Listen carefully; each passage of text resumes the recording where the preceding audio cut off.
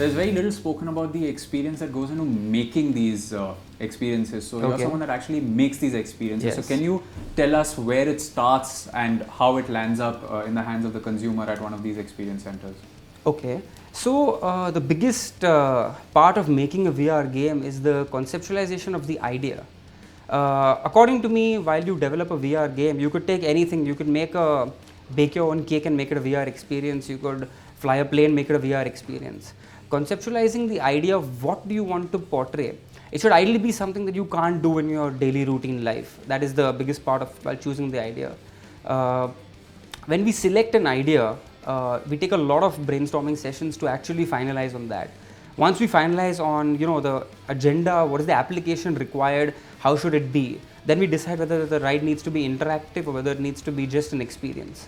The next things go into other selection of something like the head-mounted display. There are many displays available today in the market. What features do you want? Do you want it to be virtual reality, augmented reality, hologram based? We look at these three aspects.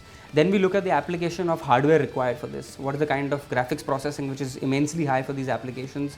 On another note, we look at what is your requirement of motion cueing, so that when you move, there are certain degrees of freedoms. Today the maximum that we use is a 6 degree of freedom platform. So we need to make sure that the motion cueing is in sync with the gaming requirement.